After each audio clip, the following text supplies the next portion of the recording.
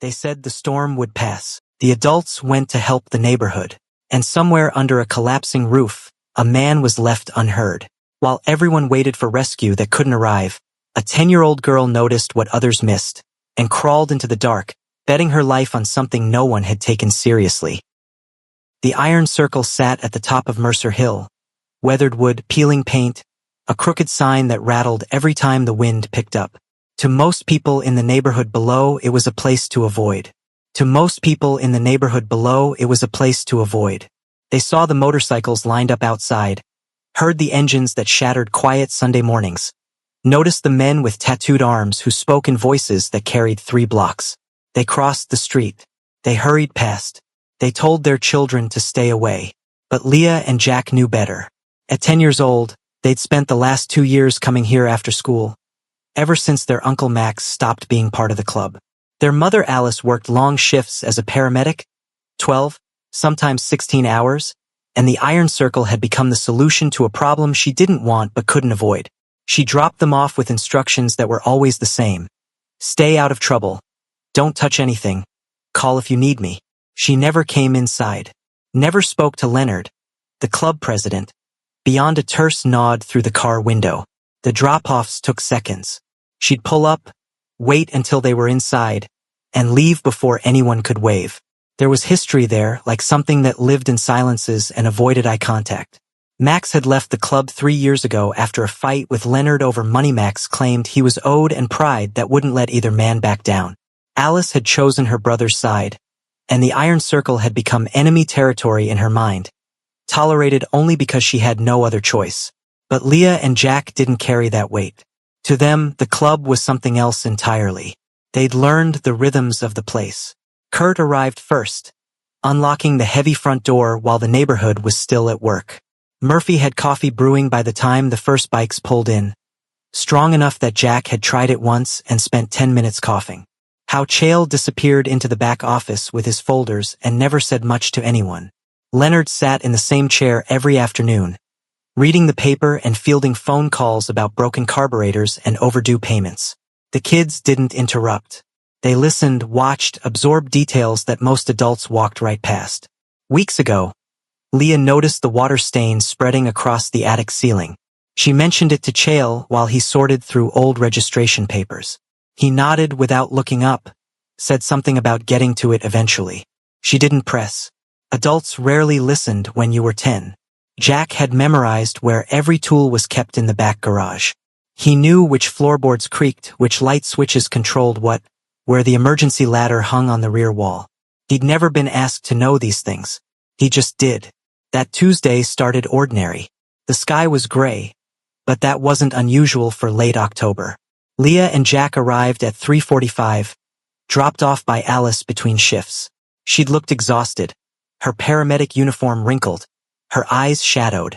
She'd squeezed Leah's shoulder, told Jack to look after his sister, and driven off before they'd even reached the door. Inside, the club hummed with its usual energy.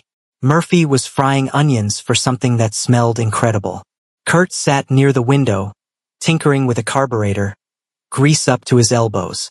Leonard was on the phone, his voice carrying that particular tone he used when someone owed him money. Chael sat in the corner, organizing a box of photographs, black and white images from the club's early days, faces of men long gone. The radio played low in the background, classic rock interrupted occasionally by weather updates that no one really paid attention to, until Kurt turned up the volume. Storm system moving faster than expected, the announcer said. Heavy rain, possible structural wind damage. Residents should secure loose objects and avoid unnecessary travel. Kurt looked up from his work. You hear that? Leonard waved a hand dismissively. They say that every other week. It'll blow over. But Kurt wasn't convinced. He walked to the window, stared at the sky. The clouds were darker now, moving too fast for comfort. I don't know, man. Feels different. Leonard hung up the phone, considered. Then he looked at Chael. You should grab those old files from the attic. The ones near the leak. If it does rain hard, we don't want them getting soaked. Chael nodded, already standing. He was a man of few words, efficient in everything. He took the attic key from the hook by the door and headed for the narrow staircase in the back. Leah watched him go. She glanced at the ceiling, at the stain that had grown since she'd first noticed it. Something tightened in her chest, but she didn't say anything. Adults had already decided what mattered. Jack stood beside her, staring out the window. "The air smells weird," he said quietly. "Like what?" Murphy asked, not really listening. "Like metal," Jack said. "Like before a bad storm." Murphy smiled. "You got a nose for weather, kid?" Jack shrugged. But Leah knew he was right. She could feel it too, the pressure in the air, the way the wind had shifted. Something was coming. Leonard made the call. "Kids, stay here until it passes. Streets are already starting to flood. Safer to keep them inside." No one argued. It made sense. Upstairs, the attic door closed with its familiar creak. Chael disappeared into the dim space above, flashlight in hand, to rescue records that chronicled decades of brotherhood. Outside, the first drops began to fall. The rain hit without warning. One moment it was a scattered drizzle against the windows. The next it was a wall of water hammering the roof like fists. The wind arrived with it, not whistling but screaming, shaking the old wooden frame until the walls groaned in protest. Leonard stood up from his chair, phone still in hand. That escalated fast. Kurt was already at the window. What he saw made him swear under his breath. The street below had transformed into a river, water rushing past with enough force to carry debris. Trash cans, tree branches, something that might have been a mailbox. The sky had turned the color of bruises. Murphy's phone rang, then Leonard's almost simultaneously. Mrs. Collins's house was flooding. Randolph had a tree through his fence. Power lines were down on Maple. The calls kept coming, each one more urgent than the last. The neighborhood was in trouble, and despite years of mutual distrust, people knew the Iron Circle had trucks, tools, and men who didn't hesitate when things got bad. Leonard was already moving. Kurt grabbed the chainsaw. "Murphy, get the first aid kit and extra rope. Faith, you're with me. We're heading to the Collins place." Within minutes, half the club had scattered into the storm. Leather jackets zipped, boots laced, engines roaring as they disappeared into the chaos. Murphy stayed behind, phone pressed to his ear, coordinating from the kitchen. Someone needed to be the center point, directing traffic, keeping track of who went where. Leah and Jack sat on the worn couch in the main hall, the television playing some cartoon neither of them was watching. The power flickered, died, came back, then died for good. The clubhouse went dark except for the gray light struggling through the rain-battered windows. Murphy grabbed a flashlight from the drawer. "You kids okay?" "We're fine," Leah said. Her voice was steady, but her eyes tracked every sound. The wind, the rain, the ominous creaking of the building settling under pressure it wasn't built to withstand. Jack moved closer to his sister. "How long do storms like this usually last?" "Not long," Murphy said, though he didn't sound certain. His phone rang again. He answered, listened, relayed information about where the flooding was worst, which streets to avoid. He was so focused on the voice in his ear that he didn't notice the sound coming from above. But Leah did. Started as a groan, deep, wooden, structural. The kind of sound that meant something was giving way. She looked up at the ceiling, at the dark stain she'd been watching for weeks, now directly above where water had begun to drip in a steady stream. "Murphy," she started. The ceiling didn't explode. It surrendered. A section of the attic floor gave way with a sound like bones breaking, and suddenly the main hall was filled with falling timber, insulation, boxes of old photographs, pieces of roof that had rotted through years ago and finally lost their battle with gravity and rain. The collapse lasted maybe 5 seconds. The dust and debris took longer to settle. Leah tasted plaster. Her ears rang. For a moment, everything was perfectly silent except for the rain still hammering what was left of the roof. Murphy dropped his phone. "Jesus!" He swept his flashlight across the destruction. What had been the open gathering space was now a maze of fallen beams, shattered boards, scattered remnants of the club's history. "Are you two hurt?" "We're okay," Jack said, voice shaking. They'd been on the couch, far enough from the collapse to avoid the worst of it. Murphy's mind was already racing. The structure was compromised. More could come down any second. He needed to get the kids out, but the main door was blocked by debris. The back exit, he turned, shining his light toward the rear of the building. Clear. They could leave that way. Then Leah said it. For words that stopped him cold. Where's Chael? Murphy went cold. Chael had gone upstairs. Before the storm hit. Before anyone thought it would get this bad. He'd gone up to protect documents near the leak. And now, Chael! Murphy shouted into the wreckage. Chael! Nothing. Just the hammering rain and the wind trying to tear the rest of the roof away. Murphy pulled out his phone, hands shaking, trying to call Leonard. No signal. The storm had taken the towers down. He tried again. Nothing. Jack grabbed his arm. We should leave. You said we should leave. Murphy looked at the blocked entrance, the unstable ceiling. 2 kids who were his responsibility. Every instinct screamed at him to get them to safety. But somewhere in that wreckage was a man who might be dying. Stay right here, he told them. Don't move. I'm going to... Wait, Leah said. She'd moved away from the couch, closer to the debris field. She was listening, head tilted, utterly still. Leah, get back.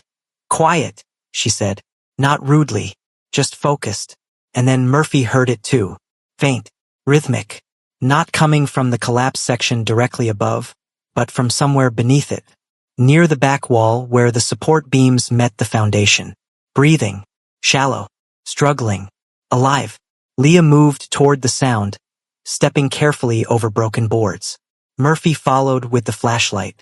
She stopped at a gap in the debris, a narrow space where the fallen beams had created a pocket, a crawl space that led back toward where the rear support structure stood. He's in there, Leah said. Murphy knelt down, shining the light into the opening. It was maybe 2 feet high, barely wide enough for his shoulders. He could see twisted wood, jagged edges, darkness beyond. And somewhere in that darkness, Chael was trapped. Murphy was a big man. 6'2", 220. He tried to wedge himself into the space and immediately knew it was impossible. His shoulders wouldn't fit. Neither would Kurt's. Neither would any of the men who'd left to help the neighborhood. He looked at Leah. She looked back at him. She was small, thin, 10 years old. No, Murphy said. Absolutely not. But Leah was already taking the flashlight from his hand, already lowering herself toward the opening. Leah, he's still alive, she said and crawled inside. One moment Murphy could see Leah's back, flashlight beam cutting through dust. The next, only darkness and the scrape of her shoes against splintered wood. Jack lunged toward the opening. Murphy caught him. Don't. She's my sister. And she's doing something none of us can. Murphy's voice was firm, but his hands were shaking. He called into the gap. Leah, talk to me. What do you see? Her voice came back, muffled but clear. Beams. Lots of them. They're stacked weird, like they fell against each other. There's a space underneath. Murphy's heart hammered. Every instinct told him to pull her back out, to wait for professionals, to do anything except let a 10-year-old girl crawl into a death trap. But the professionals weren't coming. The storm had the whole neighborhood pinned down. Chael had minutes, maybe less. Be careful, Murphy called after her, knowing how useless it sounded. Inside the crawl space, Leah kept moving. The phone's flashlight threw wild shadows across broken wood and torn insulation. Water dripped from somewhere above, steady as a metronome. She'd crawled through tight spaces before. Under the back porch at home looking for Jack's lost baseball. Through the gap behind the garage where raccoons nested. But this was different. This wasn't play. The wood above her head groaned with weight that wanted to fall. She remembered her mother's voice from a night months ago when Alice had come home late, still wired from a call. Leah had asked what happened, and Alice had told her. Nothing graphic, just the basics.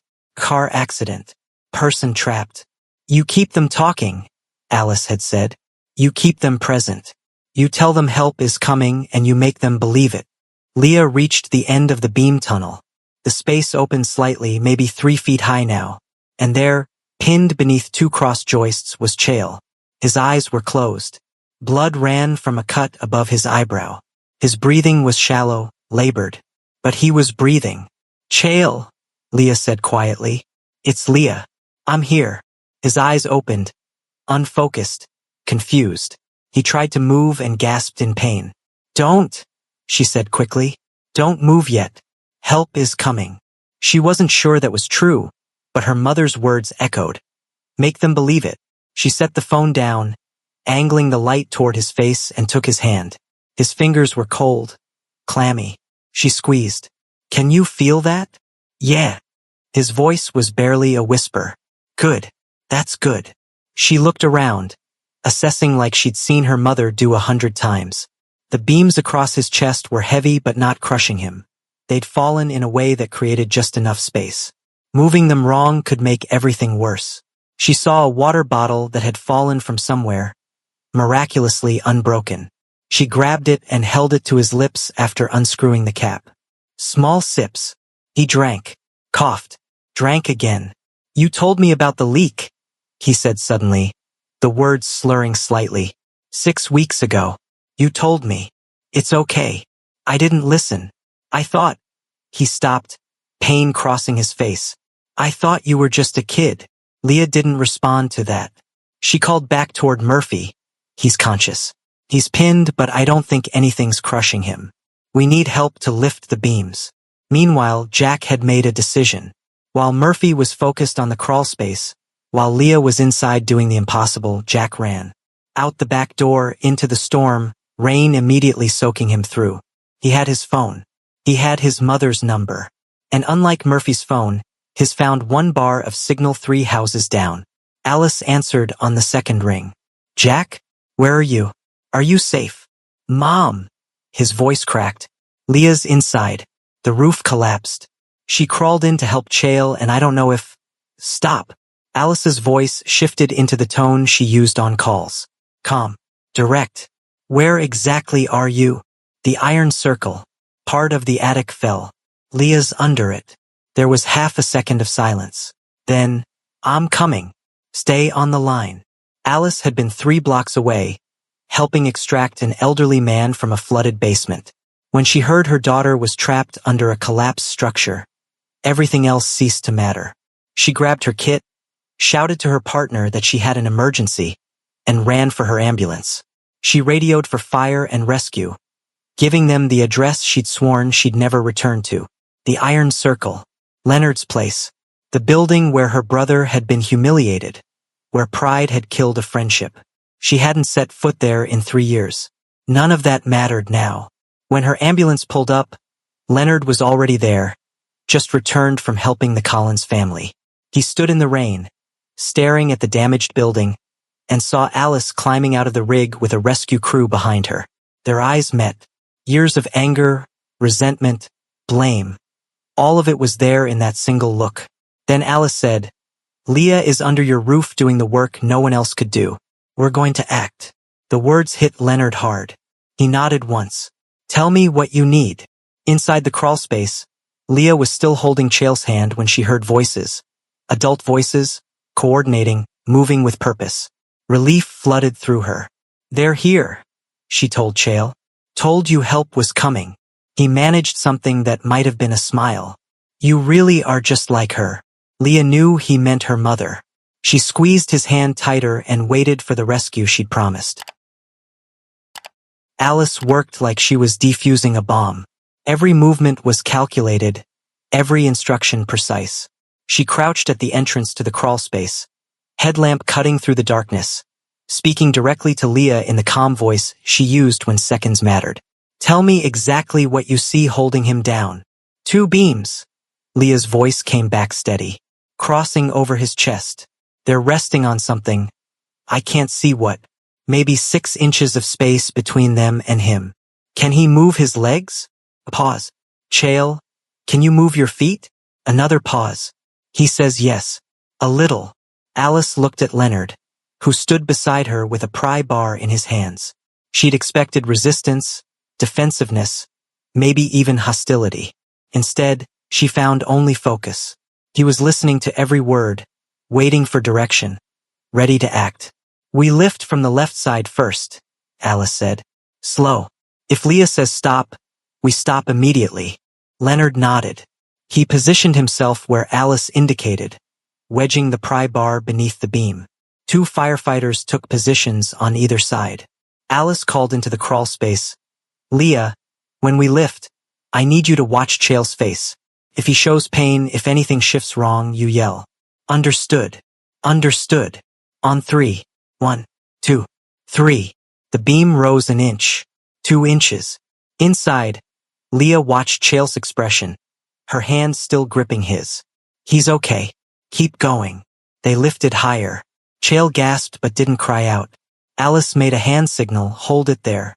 Another firefighter crawled partway into the space, reaching for Chael, assessing whether they could pull him free. Not yet, the firefighter called back. Second beam needs to come up too. They repeated the process.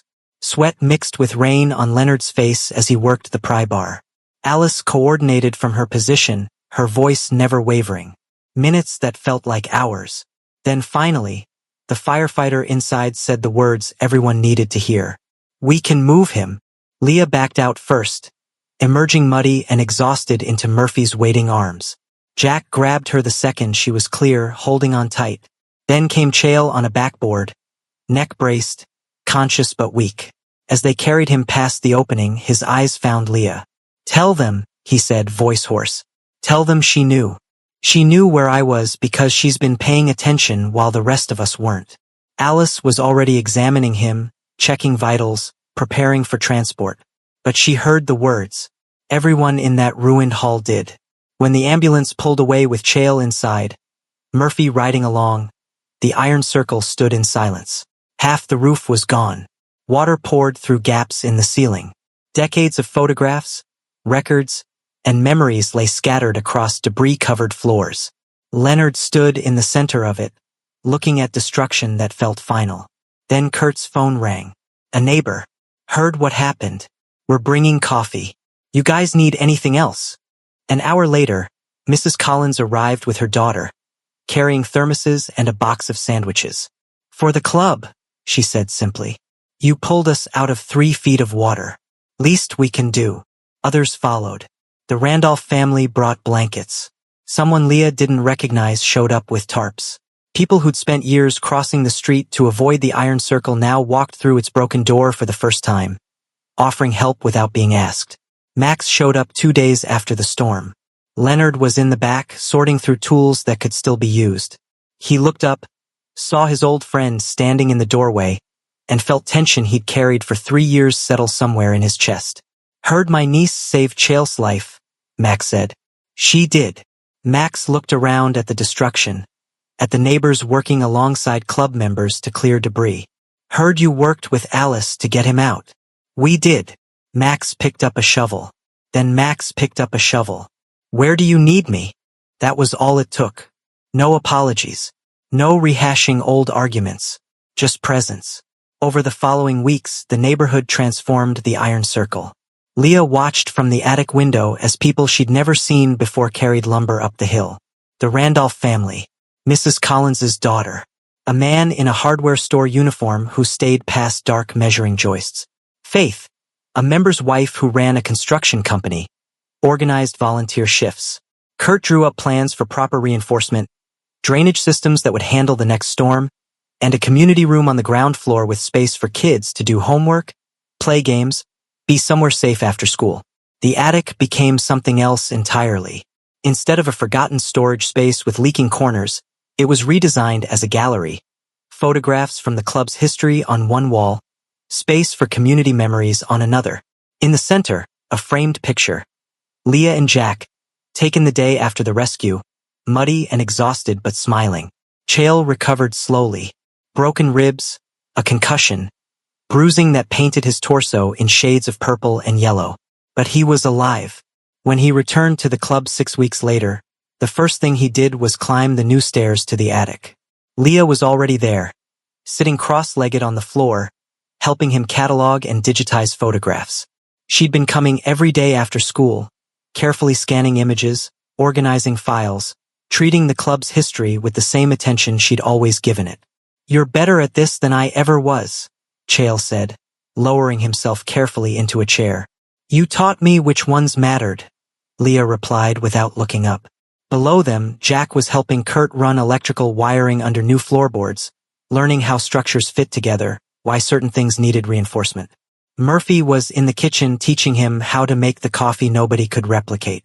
In the main hall, Alice sat across from Leonard at a table someone had donated. They were discussing the community room, how it would work, what rules made sense. The conversation was easy now.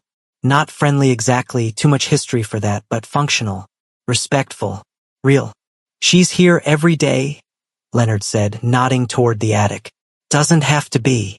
"I know," Alice said, "but she wants to be.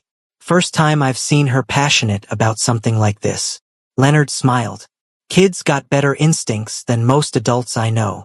Nobody talked about the storm or Max's old debts, or words spoken in anger years before. Those things had happened, but they'd become smaller somehow.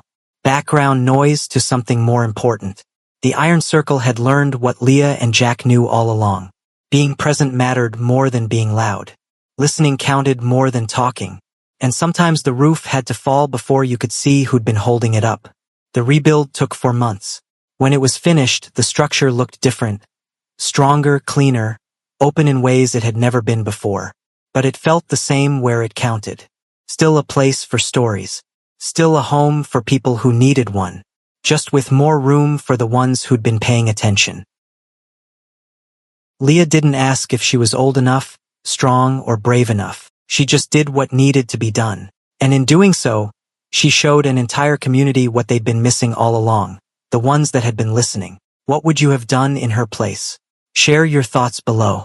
And if this story moved you, don't forget to like, share, and subscribe to embrace the journey for more stories that remind us what courage really looks like.